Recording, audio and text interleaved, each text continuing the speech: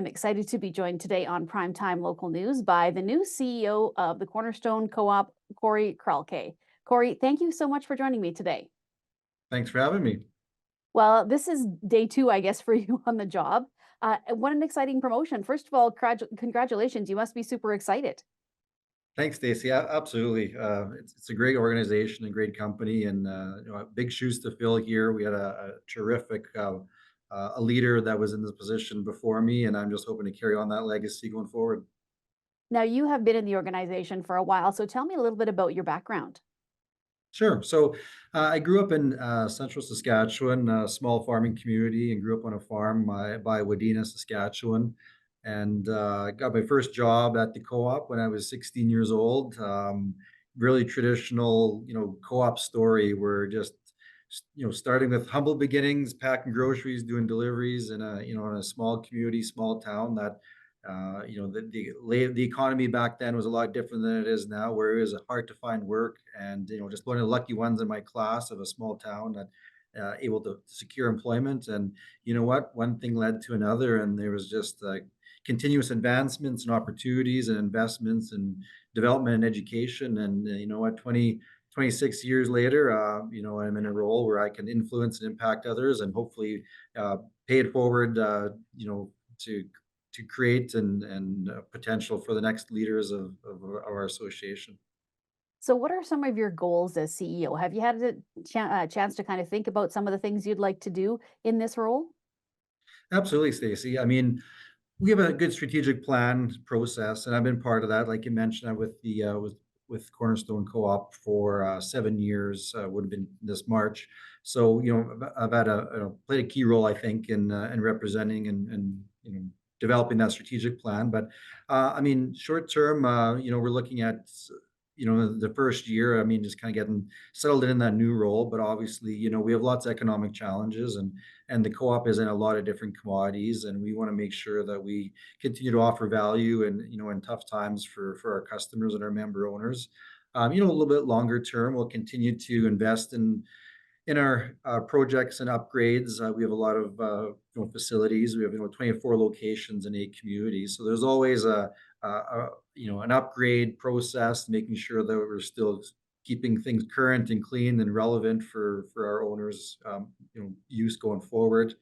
Um, Obviously going forward too, I mean, our community investment, one stat that we're really happy about and that we want to share and brag a little bit about is our $10,000 a day that we pay back to our members, through community investments and donations and events throughout the year. So that number we want to sustain and even grow to even higher levels. So that comes with just a lot of operational excellence and customer focus. So that's going to be a bit of a longer term, and then continue to diversify.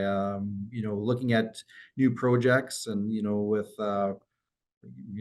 what oil and fuel, what the future looks like. That's a big portion of all co-ops portfolio. So we want to make sure that we're diversified and just open to new exploration going forward.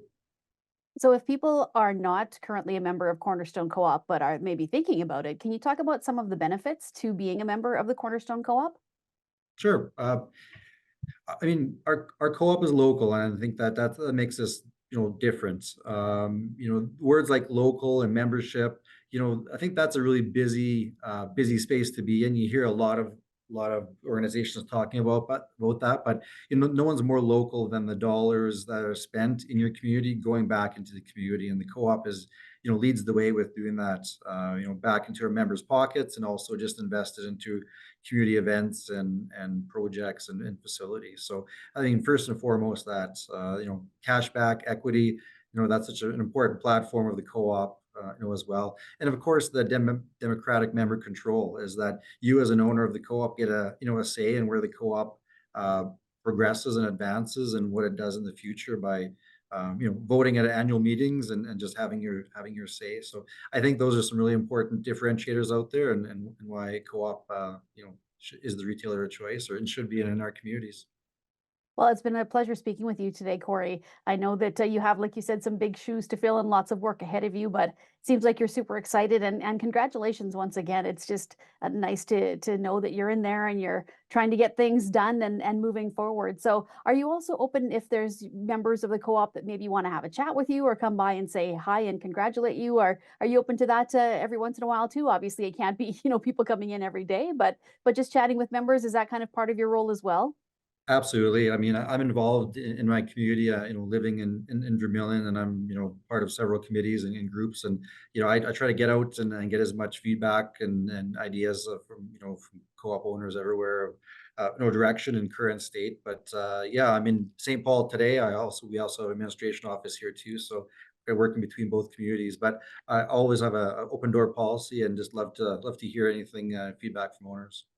All right. Well, congratulations once again, Corey, and thank you so much for joining us today. Thank you, Stacy.